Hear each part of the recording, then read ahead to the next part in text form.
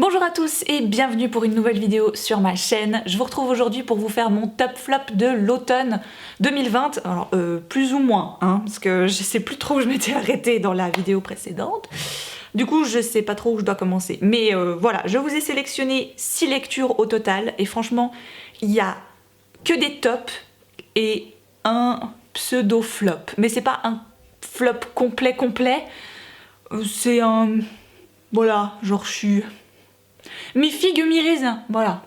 Je vais commencer avec la lecture que j'avais un petit peu oublié que je voulais la faire parce qu'elle était inscrite dans aucune de mes listes, dans aucun de mes trucs, parce que voilà, des fois, je sais pas ce qui se passe. Hein. Je vous explique pourtant que quand je prends des nouveaux livres, quand je reçois des nouveaux livres, je les empile, ensuite je les mets dans mon petit carnet, ensuite je les mets dans ma pile à lire, enfin bref, c'est tout un rituel que j'adore faire, hein.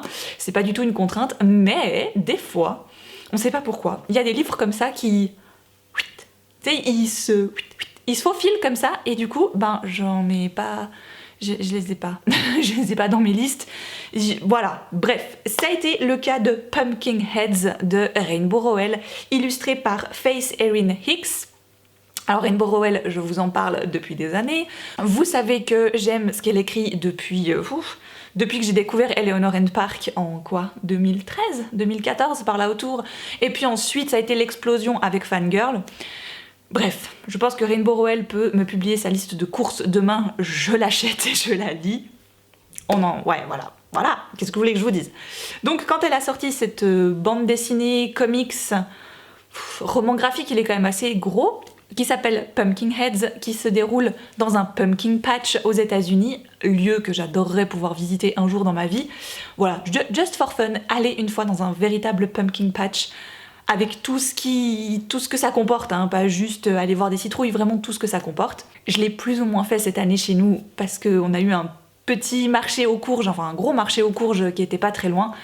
Du coup ça m'a un petit peu, voilà, ça a un petit peu calmé mes ardeurs on va dire, mais c'est vrai que j'aimerais bien le faire une fois et Rainbow Rowell a décidé de planter son intrigue là-dedans, dans cette ambiance-là, dans cette ambiance automnale. Donc on va rencontrer deux personnages, Deja et Josiah, qui sont amis, mais qui sont amis que quand ils travaillent ensemble au Pumpkin Patch. Donc ils partagent ce moment ensemble, ils sont toujours au même stand tous les deux, et après finalement le reste de l'année ils se voient sans vraiment se voir, ils se parlent sans vraiment se parler. Mais quand ils sont au Pumpkin Patch, c'est vraiment leur moment. Et cette année, c'est la dernière année, parce qu'après ils iront à l'université, donc ils vont quitter leur ville pour voilà, hein, la vie d'adulte qui commence. Josiah est depuis très longtemps amoureux d'une fille qui travaille dans un autre stand. Et déjà, son ami donc, va lui proposer que c'est un peu la dernière. Si tu veux conclure, si tu veux faire quelque chose, lui dire ce que tu ressens pour elle, c'est un petit peu maintenant ou jamais, parce que l'année prochaine on sera plus là. Donc c'est le moment ou jamais et ils vont en fait essayer de retracer le chemin de cette fille, que j'ai déjà oublié comment elle s'appelle, parce qu'elle change de stand à chaque fois. D'habitude, elle est à tel stand, et puis finalement, elle a changé, elle est au marshmallow grillé, non, elle est à la balade des poneys, ah mais en fait non, on l'a plutôt mise au labyrinthe du champ de maïs. Bref, et du coup, le truc, c'est que les deux n'arrêtent pas de la suivre pour essayer de la retrouver. J'ai bien aimé ce petit côté chasse au trésor, jeu de piste. Alors j'ai adoré cette histoire parce que déjà, c'est du cosy en barre. Tu te poses, moi ça m'a pris une petite soirée tranquille avec ma bande dessinée qui est en anglais, donc pour l'instant pas de traduction, peut-être que ça viendra parce qu'en général Rainbow Rowell est assez facilement traduite, mais niveau roman graphique je sais pas trop, voilà, quelle maison d'édition la reprendrait. Mais clairement, on est purement dans l'ambiance automnale, il y a des citrouilles partout, voilà, je vous dis, on est dans un pumpkin patch, donc forcément, l'automne, elle crie là. Hein. Alors comme en général avec les petites nouvelles de Rainbow Rowell, ça avait aussi été un petit peu le cas dans Almost Midnight, je crois que j'avais lu l'année passée, qui était aussi un petit livre qui était sorti en anglais, mais c'est des nouvelles qu'on retrouvait dans d'autres recueils en français. Le bordel, je vous jure le bordel. Mais enfin bref, ce que j'aime d'un côté avec les nouvelles, c'est que tu ne t'attardes pas trop sur tout ce côté, on aborde vraiment tous les aspects des personnages et tout, et ça me dérange pas trop. Je pense que dans un roman, si on me présentait des persos comme ça me dérangerait parce que t'as pas vraiment le temps de t'y attacher, mais là, vraiment je trouve que elle arrive à te donner juste les infos qu'il faut pour être à l'aise avec ses persos et aimer suivre leurs aventures. Voilà, c'est tout bête, et puis bon, oui, je le redis encore une fois, c'est la reine du cocooning, du cosy. Je trouve que quand tu lis une histoire avec des personnages de Rainbow Rowell, t'as envie de t'envelopper dans un gros plaid et de... Oh, je sais pas, de savourer un truc. Bref, tout y était. Les dessins m'ont énormément plu aussi. J'ai beaucoup aimé les représentations de Deja et de Josiah. Les couleurs, les ambiances... Ouais, on s'y serait cru quoi en fait, j'y étais. Moi, dans ma tête, j'y étais. Je ne pensais pas du tout le mettre dans ce top et finalement ça a été une très bonne surprise pour moi et j'en ai été vraiment très très contente.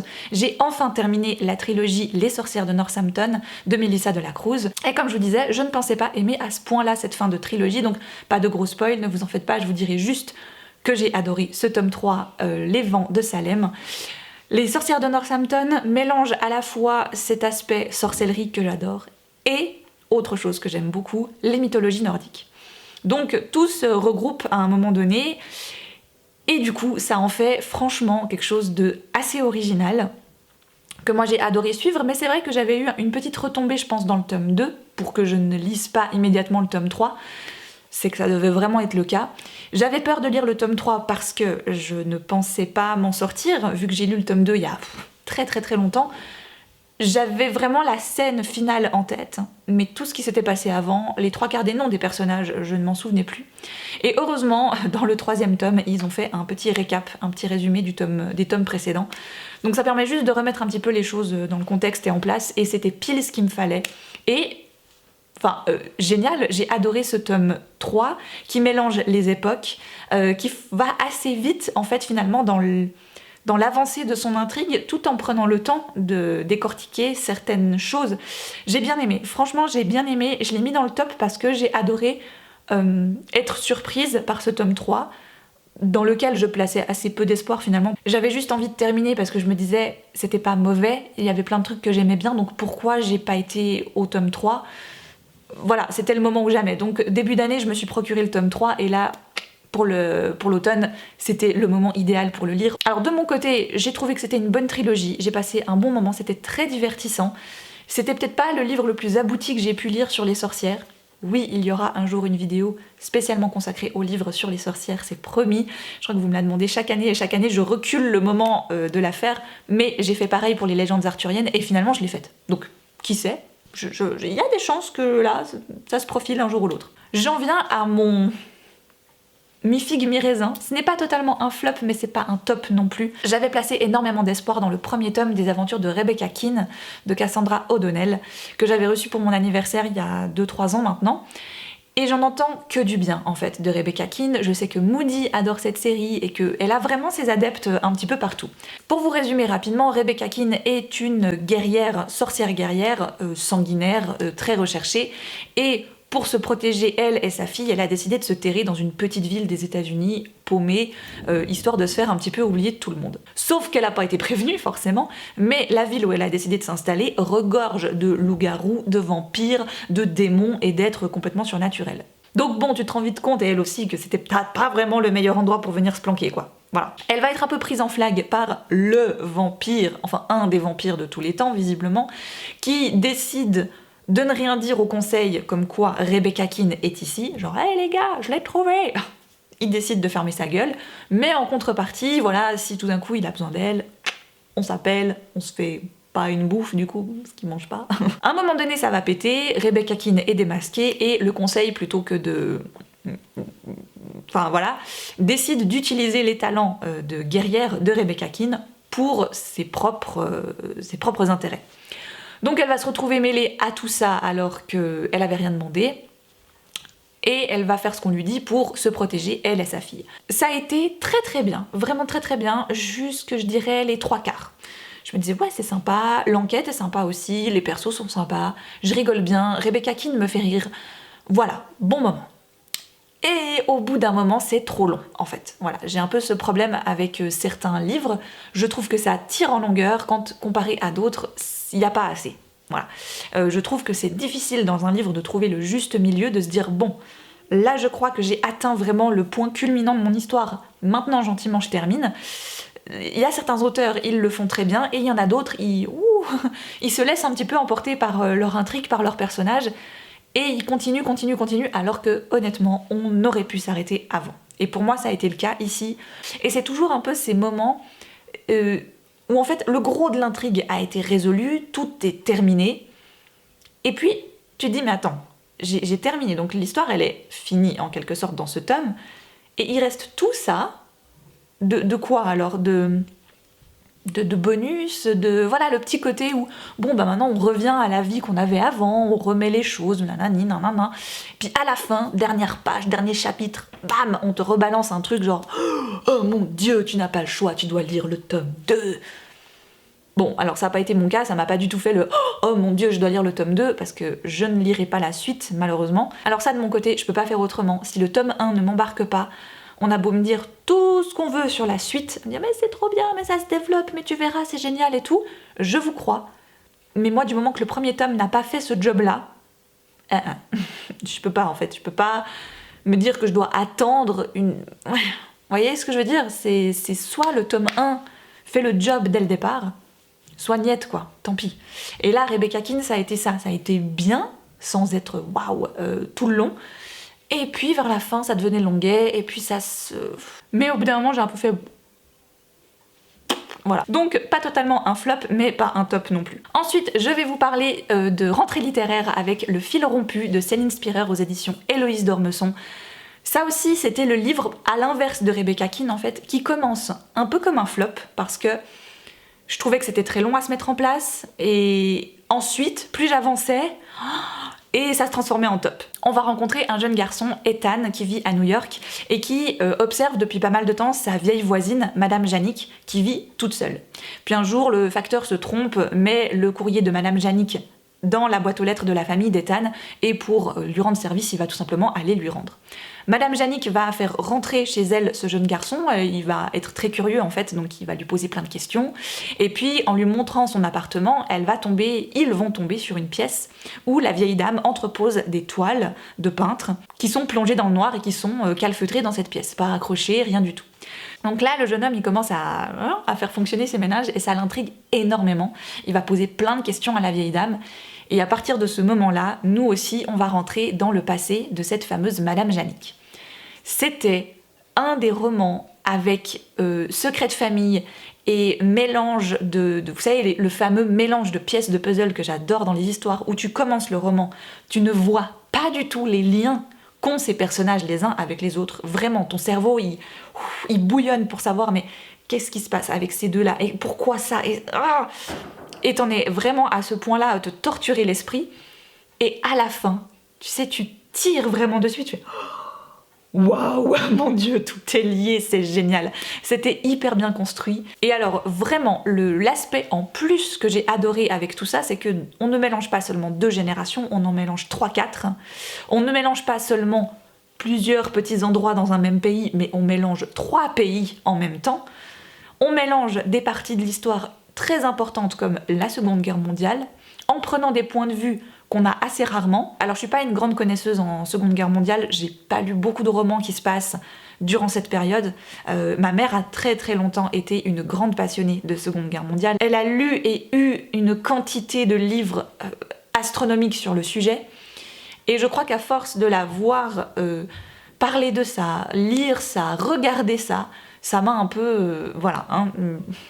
Du coup, j'étais pas trop sûre de vraiment, moi, vouloir absolument, forcément lire des livres qui se passent avec ça. Et c'est vrai qu'en général, c'est un sujet dans les livres, pas que je fuis, pas du tout, mais que ça va pas être un élément clé pour que j'achète un livre, par exemple.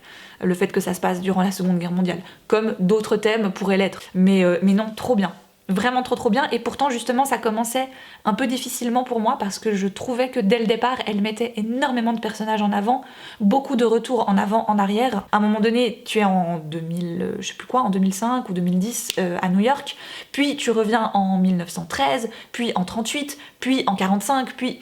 Et tu voyages comme ça et tu as tout le temps des personnages différents, et j'étais là, waouh, mais où est-ce que je vais, où est-ce qu'on va, pourquoi elle me parle de tous ces gens ?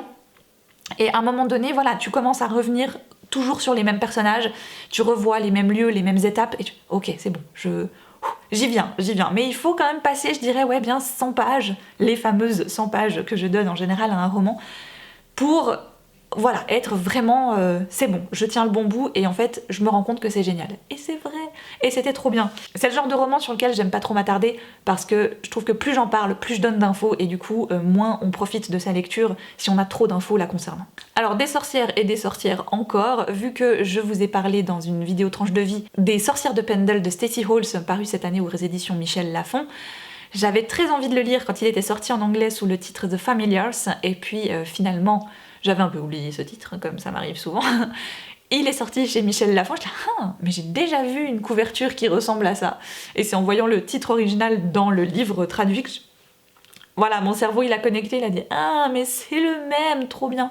Du coup l'autrice a cette année sorti un autre livre en anglais, donc j'espère que les éditions Michel Lafon le traduiront pour l'année prochaine, j'aimerais vraiment beaucoup, parce que là encore une fois, ça commençait difficilement, hein, c'était assez long à se mettre en place. Et finalement, j'ai adoré cette lecture. On rencontre Fleetwood, l'histoire se passe en 1612. Elle a 17 ans et elle est encore une fois enceinte. Sauf qu'elle n'a jamais pu avoir vraiment ses enfants, soit fausse couche, soit enfant mort-né. Donc, cette troisième grossesse arrive de façon non désirée, finalement, parce qu'elle découvre une lettre dans la poche du manteau de son mari, de la part du médecin qui dit à ce dernier que si sa femme tombe encore une fois enceinte, ce n'est pas seulement l'enfant qu'elle risque de perdre, mais également sa vie. Voilà, Fleetwood est dévastée parce qu'elle se demande pourquoi son mari lui cache cette information, sa vie est en danger, elle va donc se mettre à chercher la sage-femme par excellence. Il lui faut vraiment celle qui peut sauver la vie de son enfant et du coup sauver la sienne également. Elle va rencontrer sur son domaine une certaine Alice Gray, qui a l'air un peu perdue, mais qui semble connaître pas mal de remèdes naturels. Donc elle décide de l'engager en tant que sage-femme, vu que Alice se présente pas vraiment comme telle, mais se présente comme étant quelqu'un qui sait y faire. Fleetwood décide de l'engager, ce qui déplaît forcément à tout le monde, à son mari, à sa mère, au personnel de la maison. Cette femme, cette jeune fille, Alice Gray, c'est une étrangère, et pourquoi est-ce qu'on lui ferait confiance? Mais alors, manque de bol, à cette époque-là, qu'est-ce qui se passe également? Les premiers procès de sorcellerie. Et assez rapidement, le nom d'Alice arrive sur la table, comme étant l'une des femmes qui ont participé à des rituels de sorciers et de sorcières, à la fameuse tour Malkin. Et je ne suis pas très roman historique, comme vous pouvez le savoir si vous êtes là depuis un petit moment, mais de temps en temps j'aime bien en picorer un, surtout quand ça parle soit de légendes arthuriennes, soit de sorcières. Voilà. J'avais adoré en début d'année Un bûcher sous la neige de Suzanne Fletcher, qui m'a fait un petit peu penser à ce livre-là du coup, parce qu'il y a ce côté sorcières, les véritables sorcières en fait, celles qu'on a vraiment pendues ou brûlées ou accusées, et pas du tout sorcière boule de feu et magie et j'adore les romans qui parlent de ça parce que c'est un pan de l'histoire qui m'intéresse énormément. Et du coup j'ai trouvé que là Stacey Halls remplissait le contrat à la perfection, ses personnages sont vraiment très très bons. J'ai peut-être un petit bémol sur mine de rien Alice Gray, qui je l'aurais voulu un petit peu plus présente. On la voit, elle est présente durant tout le roman, mais en tant que personne, la personnalité, j'aurais voulu qu'elle soit un peu plus, pas forcément forte, hein, pas forcément rentre-dedans ou grande gueule, mais que voilà, on la voit un petit peu plus, même peut-être dans des instants solitaires où personne d'autre n'est avec elle. J'aurais vraiment voulu plus la voir et pas qu'elle soit aussi lisse. Là, je la trouve trop en surface. On apprend très peu de choses sur elle. On sait qu'elle est douée pour certaines choses, mais comment, pourquoi, plus de détails en fait sur elle, voilà. Mais là on se concentre vraiment uniquement sur Fleetwood Shuttleworth, pardon, et c'est son histoire à elle finalement. Puis on va ensuite bifurquer vers Alice. Alors le petit côté un peu magique, il est dans le titre anglais finalement, et pas du tout dans le titre francophone. Encore une fois, je ne sais pas pourquoi ils traduisent des titres comme ça.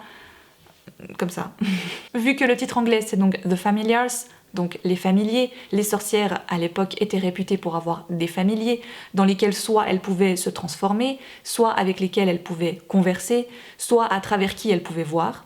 Et c'est très justement dosé dans le roman pour qu'on imagine que c'est peut-être possible. Et j'adore en fait vraiment ce petit lien entre le titre et les quelques détails du roman. Et le titre en français c'est Les sorcières de Pendle. Voilà, parce que ça se passe à Pendle et qu'il y a des sorcières dedans. Je trouve que si ça s'était appelé Les Familiers, ça aurait, oui, ça a ce côté beaucoup plus mystérieux, mystique. Enfin bref, voilà, des fois je chipote. Et je termine par un... Non, c'est quand même un... Ah, c'est un top. C'est un top...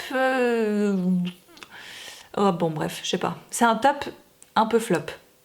Comme quoi, j'ai deux tops un peu flop, voilà, finalement.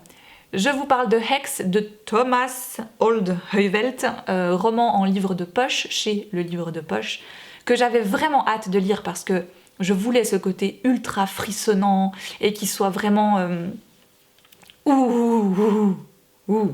Vous voyez ce que je veux dire? Bienvenue à Black Springs, la ville de la sorcière Catherine Van Willer.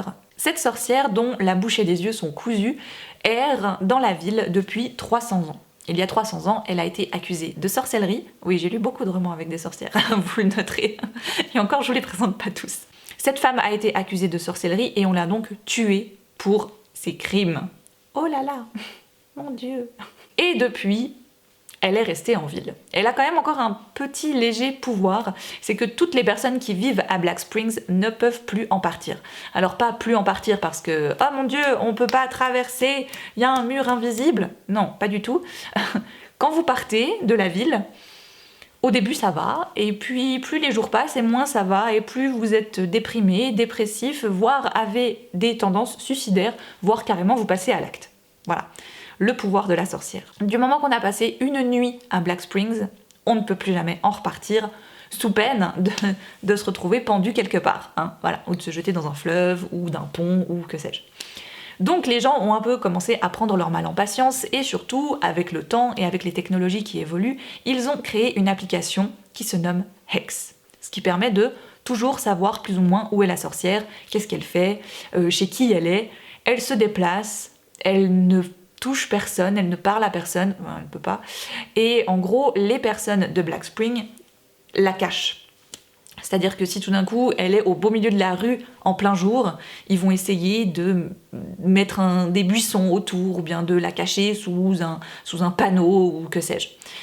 C'est à la fois une attraction, et en même temps, ils n'ont pas trop envie que ça se sache, hein, qu'il y ait une sorcière qui vivote par là, et que en fait, les gens qui veulent venir vivre à Black Spring vont être bloqués toute leur vie, eux et leurs enfants, et leurs enfants, et leurs enfants, et toutes les générations après. Sauf que les personnages qui se trouvent dans notre histoire ont une quinzaine, vingtaine d'années, sont des adolescents qui ont très envie de voir autre chose de la vie que Black Spring. Ils veulent conjurer le mauvais sort, en quelque sorte. Et on va suivre un adolescent notamment que j'ai vraiment beaucoup apprécié, que je l'ai trouvé très... à la fois dans ce côté un peu naïf et innocent de l'adolescence, où des fois on fait des choses avant de se rendre compte que c'était complètement débile, hein, à qui ce n'est pas arrivé. Mais on peut pas s'en empêcher, même quand on sent que c'est con et vraiment bête ce qu'on va faire, il faut quand même qu'on le fasse. Voilà, c'est un truc, et après on se dit mais pourquoi j'ai fait ça, surtout que je m'étais dit que j'allais pas le faire. Bref, lui c'est un petit peu ce à quoi il m'a fait penser. Donc eux, ce qu'ils vont faire, c'est qu'ils vont essayer de contourner un petit peu toute la bande de Hex pour éviter que les adultes ne sachent ce qu'ils font, comme aller un peu titiller la sorcière, voir ce qu'elle fait, voir si on peut lui faire changer de chemin parce qu'elle prend un peu tout le temps le même itinéraire. Bref, ce genre de choses-là. Et ça va pas très bien se passer à un moment donné. Voilà, on le sait en fait en lisant la 4e de couverture, il y a pas mal d'avis qui ont parlé de ça. Il y a un fameux moment de climax ultime où en gros c'est la dose de trop pour la sorcière et où ça fout un bordel sans nom. Voilà, c'est inévitable en fait. Voilà. Vous savez, quand vous ouvrez le livre, il te le dit à certains moments. Les personnages se disent que c'est à ce moment-là, c'était un signe avant-coureur de la tragédie qui allait se passer. Le problème, c'est que donc pendant tout du long, j'étais là genre, oh oui, mon Dieu, il va se passer quelque chose, oh là là, oh là là, oh là là. Et en fait, quand le quelque chose arrive, j'ai trouvé que c'était bien.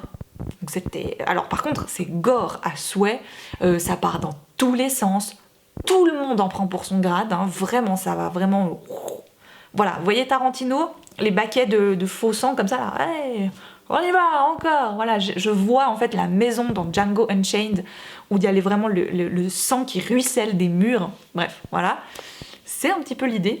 Et du coup, j'étais à la fois genre contente, j'en ai eu pour mon argent, parce que c'est un peu pour ça que j'ai acheté ce livre, et c'est un peu ça que je voulais lire. Et en même temps, j'avais envie d'un truc vachement plus fouillé niveau psychologie, en fait. Je sais pas, enfin, il y a beaucoup de choses qui sont montrées sans être montrées. Donc finalement, c'est à toi en tant que lecteur de voir si tu veux y croire, si tu as envie de voir ce que les personnages pensent avoir vu ou pas. Donc ça, j'aime bien, mais j'aurais voulu plus. Genre vraiment plus de ça. Voilà, de ce côté... ouais, limite, ouais, plus de torture psychologique, c'est un peu bizarre ce que je dis en fait, hein, parce que c'est pas cool, vraiment c'est pas cool. Alors la torture physique, c'est pas cool non plus, hein, là, voilà. Non.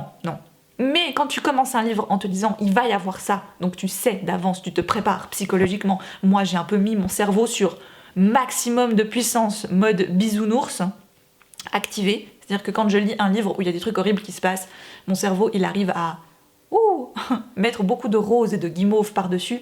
Comme ça, c'est comme si c'était... Voilà. Et j'ai tellement poussé mon cerveau à faire ça dans ce livre en me disant ça va être horrible, ça va être horrible, ça va être horrible, que quand le horrible il est arrivé, je pense que j'avais mis trop fort la molette sur guimauve. Et du coup, c'était pas si